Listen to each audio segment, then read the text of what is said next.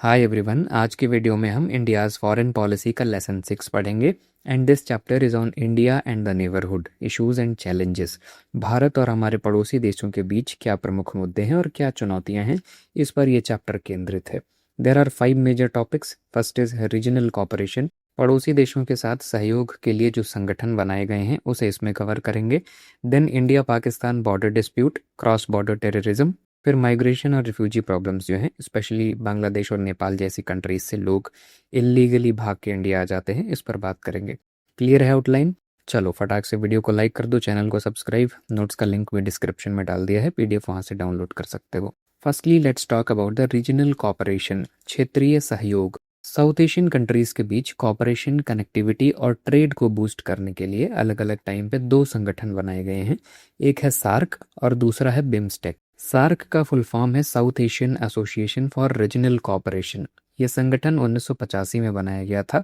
Afghanistan, Pakistan, India, Nepal, Bhutan, Bangladesh, Sri Lanka और मालदीव्स, ये सारी साउथ एशियन कंट्रीज हैं, यानी एशिया कॉन्टिनेंट्स के साउथ में पड़ती हैं।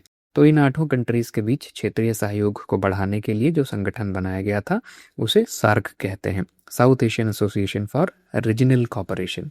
इसका हेडक्वार्टर नेपाल में है। The goal behind its creation was to increase trade, reduce poverty, and bring peace to the region, just like the European Union did in Europe. पिछले चैप्टर में हमने यूरोपियन यूनियन को पढ़ा था, उसमें यूरोप की 27 कंट्रीज ने यूनियन बना रखा था अपना कॉपरेशन के लिए। कुछ वैसा सा ही प्रयास साउथ एशिया में भी किया गया था। ये एसोसिएशन बनाने का उद्देश्य ये था कि इन देशों के बीच ट्रेड और कनेक्टिविटी बढ़े, गरीबी कम हो और क्षेत्र में थोड़ी शांति बने।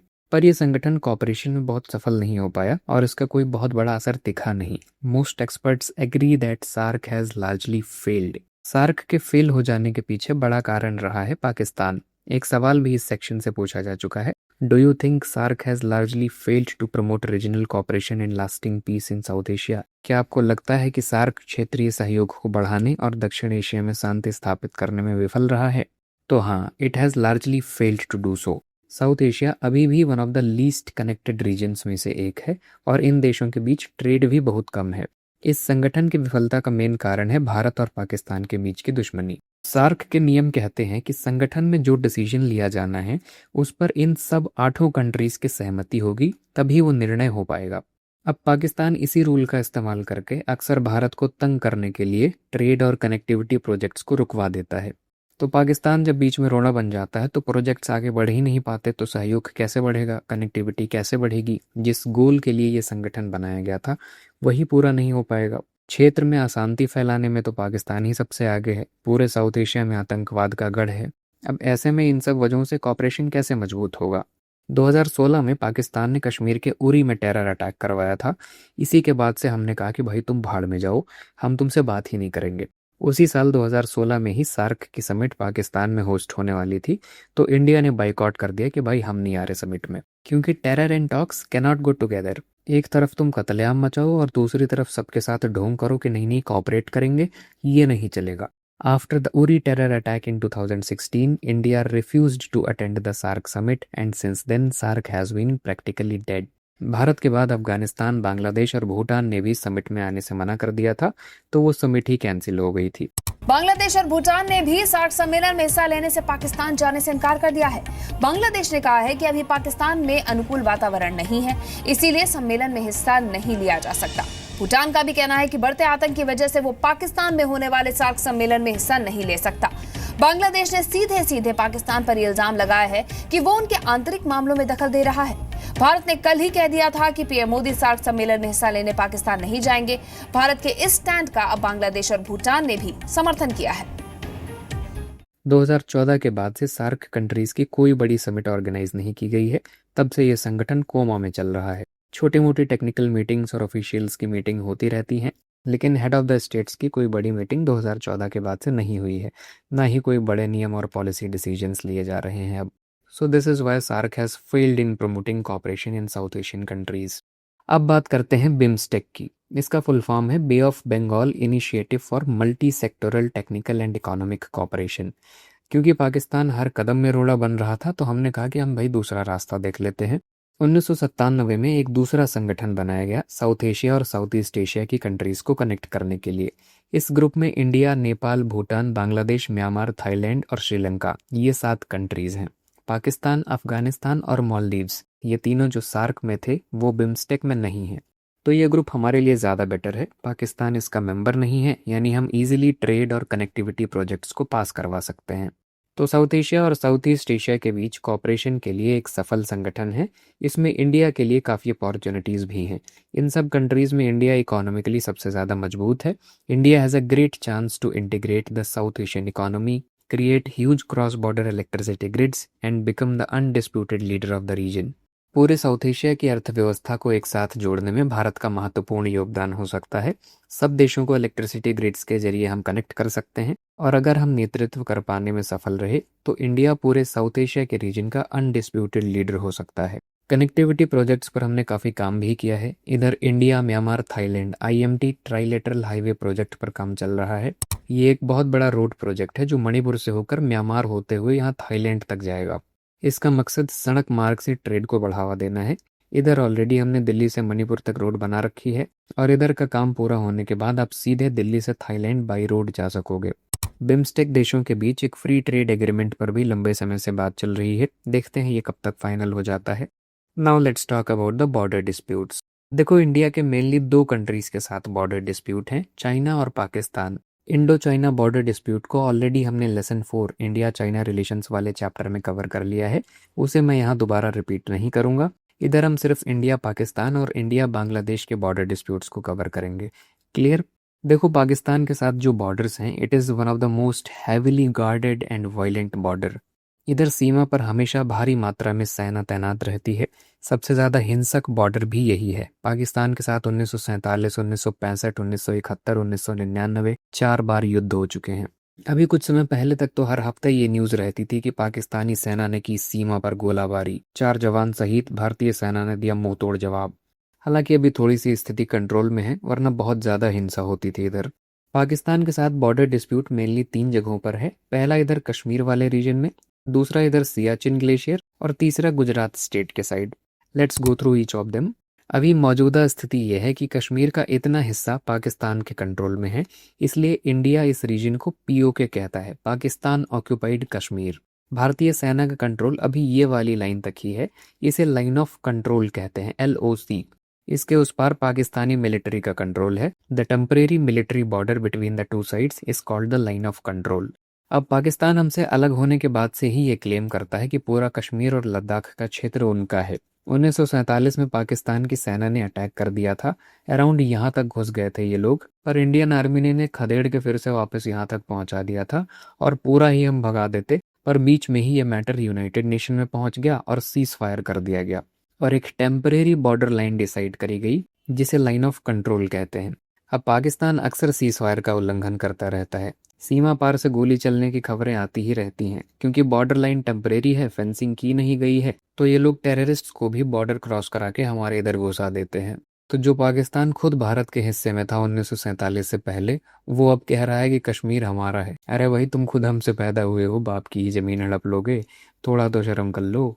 तो भारत सरकार इस बात पर दृढ़ है कि भाई पूरा POK हमारा है, आज नहीं तो कल हम इसे ले ही लेंगे, चाहे पाकिस्तान चुपचाप सरेंडर कर दे, वरना इंडियन आर्मी के सामने टिकने की ताकत तो इनमें है नहीं, सीधे ठोक देंगे। ये तो हो गया POK वाला डिस्प्यूट। अगला विवाद सियाचिन ग्लेशियर को लेके है। मैप में इधर एक छोटा सा स्काई ब्लू कलर में एरिया आपको दिख रहा है, ये दुनिया का सबसे ऊंचा बर्फीला पहाड़ है। इसे सियाचिन ग्लेशियर कहते हैं। This is the highest battlefield in the world. बहुत कठिन चढ़ाई है और बहुत खतरनाक एरिया भी है। -50 डिग्री सेल्सियस तक तापमान चला जाता है। 1984 में पाकिस्तानी मिलिट्री इसे अपने कंट्रोल में लेने वाली थी, पर भारतीय सेना ने ऑपरेशन मेघदूत लॉन्च किया, और पाकिस्तानी मिलिट्री के यहाँ पहुंचने से 2 दिन पहले ही इस माउंटेन एरिया को हमने अपने कंट्रोल में ले लिया। पर पाकिस्तान अभी भी कहता है कि यह हमारे रीजन में आता है। अब कैसे समझाएं इनको कि जब तक पिताजी खुद मौजूद हैं तब तक जमीन बेटे की थोड़ी हो जाती है। करते रहो तुम क्लेम। तीसरा डिस्प्यूट है गुजरात वाले रीजन के अराउंड। यहाँ रन ऑफ कक्ष में एक वाटर स्ट्रिप पड़ती है सर क्रीक नाम से। ये 98 किलोमीटर लंबी एक वाटर स्ट्रिप है। यहाँ पे भी क्लियर डिमार्केटेड बाउंड्री नहीं है। इंडिया क्लेम करता है कि ये रेड वाली लाइन तक हमारा जोन है, पाकिस्तान कहता है कि नहीं, ग्रीन वाली लाइन तक हमारा है। अब वैसे तो देखने में काफ़ी छोटा सा इशू लग रहा है, पर ये इकोनॉमिकली सिग्निफिकेंट है। इस एरिया में ऑयल एंड गैस होने के चांसेस हैं और ये हाईली प्रोडक्टिव फिशिंग ग्राउंड भी है। वर्तमान में इस क्षेत्र पर भारत का ही नियंत्रण है, ज़्यादा वायलेंट एलओसी वाला रीजन ही रहता है, बाकी किसी जोन में ज़्यादा तनाव की स्थिति नहीं बनती। तो ये तो हो गया India Pakistan border dispute. Now let's come to the India Bangladesh border. यहाँ भी लगभग 70 सालों तक बॉर्डर्स कंफ्यूजिंग ही रहे हैं। इसे पाकिस्तान या चाइना के जैसे डिस्प्यूटेड बॉर्डर बहुत ज़्यादा तो नहीं कह सकते, पर क्लियर डिमार्केशन नहीं था। For nearly 70 years India and Bangladesh had a very confusing border problem. There were small pieces of Indian land completely inside Bangladesh and pieces of Bangladeshi land completely inside India. दिक्कत ये थी कि बांग्लादेश के कुछ छोटे मोटे हिस्से इंडिया में पड़ जाते थे और इंडिया के कुछ इलाके बांग्लादेश में पड़ जाते थे। इन एरियाज को एनक्लेव्स कहा जाता था। अब जो लोग एनक्लेव्स वाले एरियाज में रहते थे उनके पास ना तो कोई बेसिक फैसिलिटीज होती थी और ना ही सिटीजनशिप। अब भारत के नागरिक हैं वो या बांग्लादेश के, ये भी डिसाइड नहीं हो पाता था। पर अभी इधर पूरा कन्फ्यूजन रिजॉल्व कर लिया गया है। जून 2015 ढाका में प्रधानमंत्री नरेंद्र मोदी और बांग्लादेश के पीएम शेख हसीना की उपस्थिति में दोनों देशों ने फाइनल लैंड बाउंड्री एग्रीमेंट पर हस्ताक्षर किए हैं। इस एग्रीमेंट के तहत एनक्लेव्स वाले एरियाज में स्वैपिंग यानी जमीन की अदला बदली करके मैटर को सुलझाया गया है। ज्यादातर एरियाज में अब हमने क्लियर फेंसिंग भी कर दी है। This proved to the world that complex border disputes can be solved peacefully through dialogue without fighting wars। और ये प्रयास दिखाता है कि दो देशों के बीच बॉर्डर संबंधी विवादों को शांति से और बातचीत के जरिए बिना युद्ध लड़े सुलझाया जा सकता है। Now let's come to the cross border terrorism. पूरे साउथ एशिया में अशांति और अस्थिरता का सबसे बड़ा कारण है आतंकवाद। स्पेशली भारत और पाकिस्तान के संबंध इसी वजह से गड़बड़ हैं। इस टॉपिक से एक पीवाईक्यू भी है यहाँ पे। Analyse the cross border terrorism as major issue in India Pakistan relations. Bharat और पाकिस्तान के संबंधों में सीमा पार आतंकवाद एक प्रमुख मुद्दा है, इसका विश्लेषण करना है। चलो समझते हैं इसे। After losing multiple direct wars with India, Pakistan realised that it could not defeat the Indian army in a normal war. 1947, 65, 71, 99 चार युद्ध लड़ने के बाद पाकिस्तान को ठीक से समझ में आ गया कि भाई हम इंडियन आर्मी से तो सीधे लड़ पाएंगे नहीं। तो इन्होंने स्टेट स्पॉन्सर्ड टेररिज्म की स्ट्रेटजी अपना ली है, राज्य प्रायोजित आतंकवाद। जब गवर्नमेंट खुद अपने यहाँ टेररिज्म को सपोर्ट करें तो उसे स्टेट स्पॉन्सर्ड टेररिज्म कहते हैं, या इसी को प्रॉक्सी वॉर भी कहा जाता है। अब पाकिस्तान अपनी आर्मी को डायरेक्ट लड़ने तो भेज नहीं सकता हमेशा, क्योंकि इल्जाम सीधे लग जाएगा कि भाई तुमने पहले अटैक क्यों किया, तुमने पहले अटैक किया है इसका मतलब युद्ध की शुरुआत तुमने करी है और इंडिया रिटेलिएट करेगा अब। तो इसलिए ये लोग इनडायरेक्ट तरीका अपनाते हैं। पाकिस्तानी मिलिट्री और इनकी इंटेलिजेंस एजेंसी आईएसआई ये सीक्रेटली टेररिस्ट ग्रुप्स को ट्रेन करते हैं, इनको फंडिंग दी जाती है और वेपन्स भी प्रोवाइड किए जाते हैं। लश्कर तैयबा जैसे मोहम्मद ये सब ग्रुप्स पाकिस्तान से ही ऑपरेट करते हैं। ये लोग छोटे छोटे बच्चों को रिक्रूट करते हैं, उनका ब्रेन वॉश किया जाता है और फिर पूरी ट्रेनिंग के साथ इन आतंकवादियों को एलओसी क्रॉस करा के वायलेंस मचाने के लिए कश्मीर भेजा जाता है। अभी जैसे 2025 में पहलगाम अटैक हुआ था, मिलिट्री स्टाइल यूनिफॉर्म पहन के टेररिस्ट घुस आए थे और 26 लोगों को मार डाला था। अब भारत की जो पॉलिसी है टेररिज्म को लेके उसमें भी काफी बदलाव आया है। पहले की सरकारें स्ट्रेटेजिक रेजिस्टेंट रखती थीं। सेना को बॉर्डर क्रॉस करके बदला लेने की इजाजत नहीं थी। बॉर्डर के इस पार अपने ही इलाके में रह के हम डिफेंड किया करते थे। We did not cross the border to attack Pakistan. पर अब इंडिया की पॉलिसी टेररिज्म को लेकर बिल्कुल बदल चुकी है। अब गवर्नमेंट एक्टिव डिफेंस पर फोकस करती है, यानी अगर टेररिस्ट अटैक हुआ तो भारतीय सेना बॉर्डर क्रॉस करेगी और घर में घुस के ठोंक के तब वापस आएंगे। एग्जाम्पल्स की बात करें तो 2016 में उरी में हमला हुआ तो सरकार ने सर्जिकल स्ट्राइक के आदेश दे दिए। भारतीय सेना की स्पेशल फोर्सेस ने एलओसी क्रॉस करके टेररिस्ट लॉन्च पैड्स को डिस्ट्रॉय किया। 2019 में पुलवामा में टेररिस्ट अटैक हुआ तो इंडियन एयरफोर्स ने पाकिस्तान में घुस के बालाकोट में टेररिस्ट ट्रेनिंग कैंप्स पर एयर स्ट्राइक करी थी। 2025 में अभी पहलगाम अटैक हुआ तो सेना ने ऑपरेशन सिंदूर चला के आतंकी ठिकानों को निशाना बनाया। तो अब भारत की फॉरेन पॉलिसी में नो टॉलरेंस टू टेररिज्म है। India has made it clear that terror and talks cannot go together. If terrorists attack India, we will cross the border to strike back.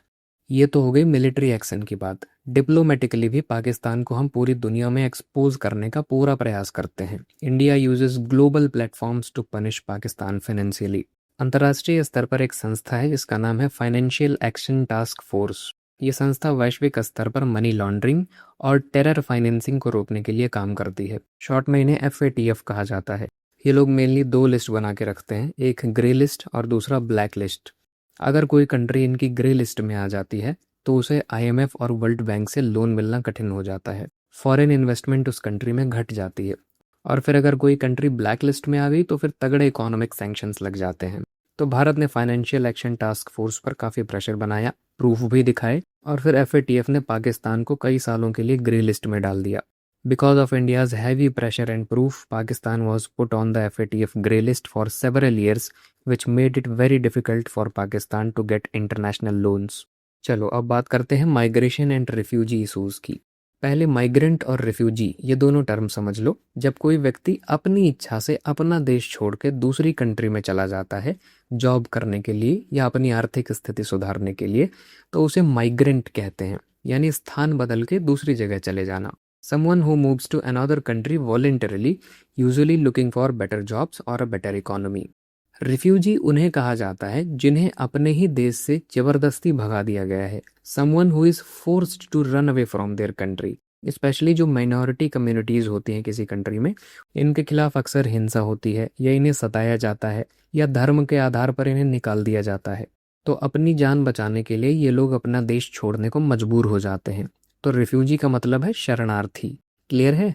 अगर कोई नेपाल का व्यक्ति अपनी इच्छा से नौकरी की तलाश में भारत आए तो वो माइग्रेंट हुआ, और अगर कोई व्यक्ति शोषण के चलते जबरदस्ती अपनी ही कंट्री से भागने को मजबूर हो जाए तो उसे रिफ्यूजी कहेंगे।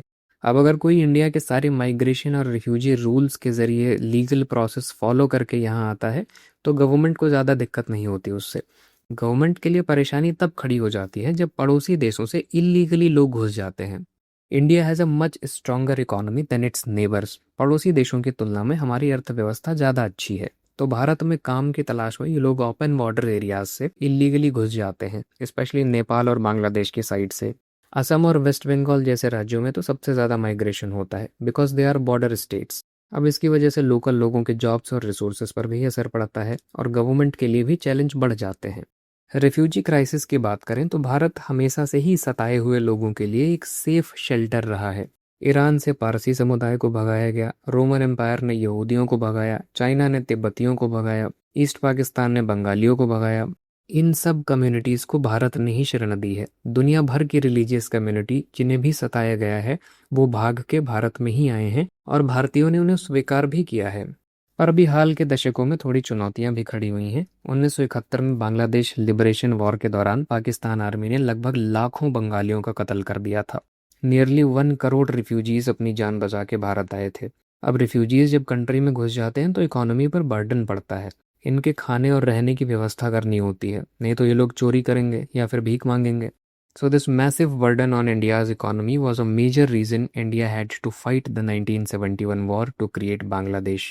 1971 की जंग का प्रमुख कारण रिफ्यूजी क्राइसिस भी था। इसी में भारत ने ईस्ट पाकिस्तान को आज़ाद करा के बांग्लादेश डिक्लेयर किया था because the people there were demanding freedom from east Pakistan. Next is the Rohingya crisis. शायद आपने नाम सुन रखा होगा इसका। रिफ्यूजी क्राइसिस का ये सबसे बड़ा रिसेंट एग्जाम्पल है। अब रोहिंग्यास जो है ये म्यांमार में रहने वाले मुस्लिम अल्पसंख्यक समुदाय के लोग हैं, मिनॉरिटी ग्रुप हैं। म्यांमार की सरकार और वहाँ के बहुसंख्यक आबादी इन्हें म्यांमार का नागरिक नहीं मानती। तो 2017 में म्यांमार की सेना ने रोहिंग्याओं के खिलाफ एक बड़ा सैन्य अभियान चलाया और इन्हें वहां से भगा दिया गया। Myanmar military launched a violent crackdown against them. 10 lakh Rohingya Muslims वहां से बॉर्डर क्रॉस करके बांग्लादेश में घुस गए। Over 1 million Rohingyas rain for their lives and crossed the border. अब बांग्लादेश की सरकार ने इन्हें शरण दी, पर बांग्लादेश एक पुअर एंड स्मॉल कंट्री है। 10 लाख रिफ्यूजीज को हमेशा के लिए खाना और घर मुहैया करा पाना इनके बस की बात नहीं है। It can not feed and house 1 million refugees for ever. इसलिए इन्होंने भारत और दुनिया के बाकी देशों से मदद मांगी। इंडिया ने इनकी हेल्प भी करी। भारत सरकार ने ऑपरेशन इंसानियत चलाया, फूड ग्रेन्स और रिलीफ मटेरियल्स भिजवा के इनकी मदद की गई। अनुमान है कि लगभग 40 से 50 हज़ार के करीब इल्लीगल रोहिंग्या इमिग्रेंट्स भारत में भी हैं। सरकार का कहना है कि ये अवैध तरीके से भारत में घुसने वाले रोहिंग्याज हमारी राष्ट्रीय सुरक्षा के लिए खतरा हो सकते हैं। इसलिए राज्यों को आदेश भी जारी कर दिए गए हैं कि इनको पकड़ के वापस भेजा जाए। इलीगल माइग्रेशन को रोकने के लिए बॉर्डर पर सिक्योरिटी बढ़ा दी गई है। इंडिया का लगभग 4096 किलोमीटर लंबा बॉर्डर बांग्लादेश के साथ लगता है। To restrict illegal migration, Indian government has successfully fenced around 79% of the border. लगभग 79% बॉर्डर लाइन पर फेंसिंग कर दी गई है, कांटे वाले तार वगैरह लगा दिए गए हैं ताकि कोई घुस ना सके।